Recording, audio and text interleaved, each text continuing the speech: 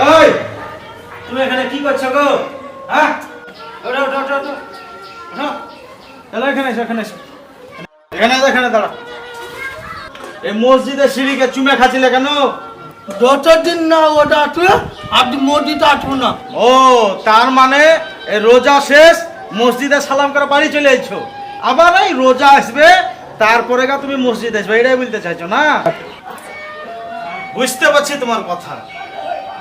হ্যাঁ, এটা বলতে চাচ্ছি।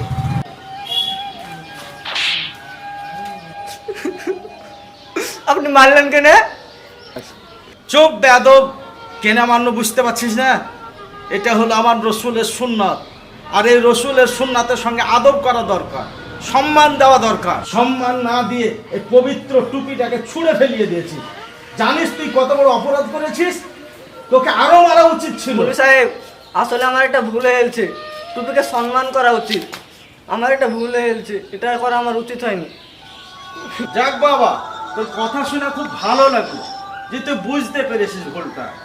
তো দেখ বাবা, এটা হলো জালির টুপি তোর কাছে মনে হচ্ছে, কিন্তু এই প্লাস্টিক টুপি হলো, এটা হলো রসুলের সুন্নাত, কাজে এর সম্মান ইজ্জত জান অপেক্ষা বেশি করে দিতে হবে, বুঝতে পারলি কি না? আর বিষয় হচ্ছে টুপিটা তুই এখানে মসজিদে কেন রাখতে এসেছিস? আসলে মৌলভী সাহেব, রোজা তো শেষ, আর রোজার মাসটা আমরা নামাজ পড়ি না, তো এই টুপিটা রাখি কি করবো, আর তাই মসজিদে রাখতে হয়েছিল। তোমার কি খবর গো? কোরআন শরীফ নিয়ে দাঁড়িয়ে আছো যে? আমারও সেই একই অবস্থা বলেছে।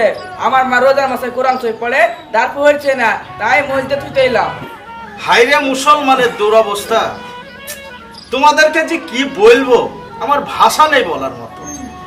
দেখো ভাই, তোমাকে আমি জিজ্ঞাসা করলাম যে মসজিদের ধাপিতে সালামি করছো কেন, তো তুমি বলছো যে মৌলভী সাহেব রোজা হয়ে নামাজ পড়লাম, এখন রোজা শেষ আর মসজিদে আসবো না, তাই সালাম করে বাড়ি চলে আসছি।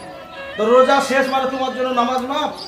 ছি ছি ছি, কথা বলতে তোমাদের সাথে আফসোস লাগছিল। ভাই তুমি এসেছো কোরআন শরীফ মসজিদে জমা করতে, বলছো যে আমার মার রোজা ভর কোরআন শরীফ পড়ে, আর বাকি 11 মাস কোরআন পড়তে হবে না? আল্লাহ নিষেধ করেছে কোরআন শরীফ পড়তে। কোরআন শরীফ যতদিন বাড়িতে রাখবা নেকি পাবা, যতদিন পড়বে সব পাবা, আর তুমি বাড়িতে না রেখে মসজিদে রেখে চলে এসো। তোমরা শুধু মুসলমান ঘরে জন্ম লিয়াছো গো। আর ভাই তোমাকে কি বলবো বলো তো, তুমি টুপি জমা দিতে এসেছো, মানে 1 মাস মাত্র খালি রোজার মাস ভর নামাজ পড়বে, আর বাকি মাস আর নামাজ পড়া লাগবে না, তাই মসজিদে টুপি জমা দিতে চলে এসেছো। তোমরা কোন আদাতের মানুষ আর কোন শিক্ষায় শিক্ষিত হয়েছো আমি ভাবেও পাচ্ছি না গো।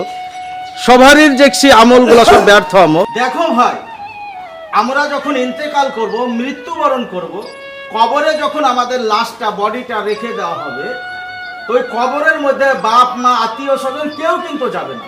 সচরাচর আমরা জানি যে মুনকার নাকির কবরে আসে, কিন্তু মুনকার নাকির আসার আগা মুহূর্তে আরো 4 জন বন্ধু ওই মাইয়াতের কাছে গিয়ে উপস্থিত হয়।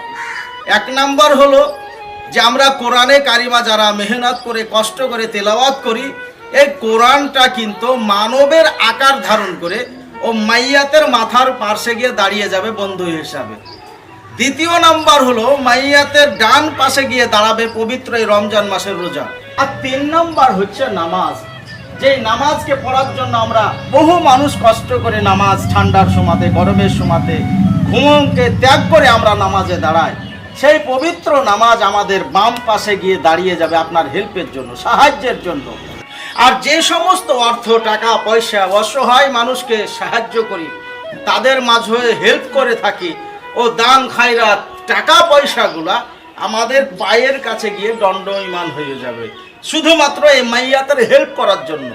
মুনকার নাকির জিজ্ঞাসা করবে তোমরা এই আমল তোমরা কতক্ষণ পর্যন্ত তার পাশে থাকবা, তো তারা উত্তর দিবে যে যতক্ষণ পর্যন্ত এই মাইয়াতকে জান্নাতে না নেওয়া হবে ততক্ষণ পর্যন্ত এই মাইয়াতের আমরা 4 পাশেই বসে। তাহলে তোমরাই বলো নামাজ রোজার কত গুরুত্ব, মসজিদের কত গুরুত্ব, তোমরা এই গুরুত্বগুলো বুঝতে জানলে না।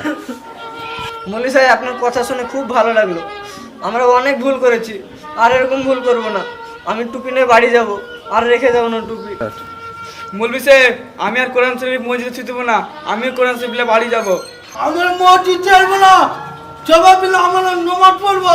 এখন চলো বাড়ি, চলো বাড়ি।